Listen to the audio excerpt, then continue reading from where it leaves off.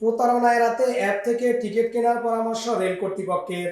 আসন্ন ঈদ উল ফিতর উপলক্ষে ট্রেন যাত্রায় যাত্রী হয়রানি ও প্রতারণা এড়াতে বাংলাদেশ রেলওয়ের নির্ধারিত অ্যাপ ব্যবহার করে অথবা সরাসরি কাউন্টার থেকে যাত্রীদের টিকিট কেনার পরামর্শ দিয়েছে রেলপথ মন্ত্রণালয় ও বাংলাদেশ রেলওয়ে। আজ রোববার রেলপথ মন্ত্রণালয়ের সিনিয়র তথ্য অফিসার রেজাউল করিম সিদ্দিকী স্বাক্ষরিত বিজ্ঞপ্তিতে তথ্য জানানো হয়। গত 14 মার্চ থেকে ঈদ যাত্রার ট্রেনের অগ্রিম টিকিট বিক্রি শুরু হয়েছে। রেলওয়ের বিজ্ঞপ্তিতে বলা হয়, বিপুল চাহিদার প্রেক্ষিতে কিছু অসাধু ব্যক্তি বা প্রতিষ্ঠান টিকিট কালোবাজারি করতে পারে। ক্ষেত্রবিশেষ বিভিন্ন আইডি থেকে ক্রয় করা টিকিট বেআইনিভাবে বিভিন্ন মাধ্যমে বিক্রির চেষ্টা করতে পারে।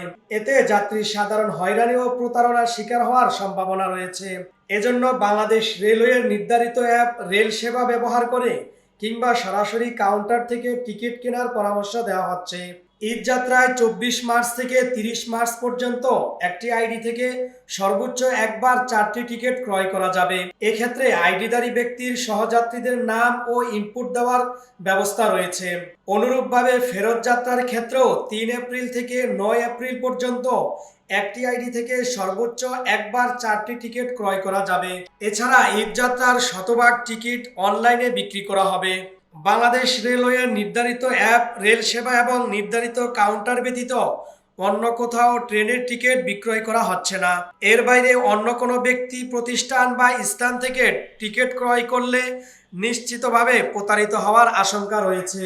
বিজ্ঞপ্তিতে আরও বলা হয়েছে, বাংলাদেশ রেলওয়ের নিয়ম অনুযায়ী যেই ব্যক্তির আইডি ব্যবহার করে টিকিট কেনা হবে, ওই ব্যক্তির সংশ্লিষ্ট মোবাইল ফোন ও আইডিধারী ব্যক্তির ফটো সংবলিত আইডি কার্ড সহ তাকে ভ্রমণ করতে হবে।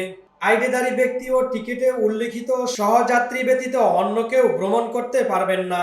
কোনো ব্যক্তি নিজের আইডি ব্যতীত অন্য কারো আইডি ব্যবহার করে কেনা টিকিটে ভ্রমণ করতে চাইলে তার বিরুদ্ধে বাংলাদেশ রেলওয়ের সংশ্লিষ্ট বিধি মোতাবেক আইনি ব্যবস্থা নেওয়া হবে। কোনো প্রতারক চক্র বা কালোবাজারি অন্যের নামে বা অন্য কারো আইডি ব্যবহার করে কেনা টিকিট কারো কাছে বিক্রি করার চেষ্টা করলে আইন শৃঙ্খলা রক্ষাকারী বাহিনীর কাছে সোপর্দ করার জন্য অথবা বাংলাদেশ রেলওয়ের সংশ্লিষ্ট কর্মকর্তাকে অবহিত করার পরামর্শ দেওয়া হয়েছে। এ বিষয়ে যাত্রী সাধারণকে বাংলাদেশ রেলওয়ে নিরাপত্তা বাহিনী আরএনবি ও জিআরপি এর সহায়তা নিতে বলা হয়েছে। তাছাড়া বাংলাদেশ রেলওয়ের হটলাইন 131 নম্বরে ডায়াল করে এই ব্যাপারে অভিযোগ জানানোর ব্যবস্থা রয়েছে।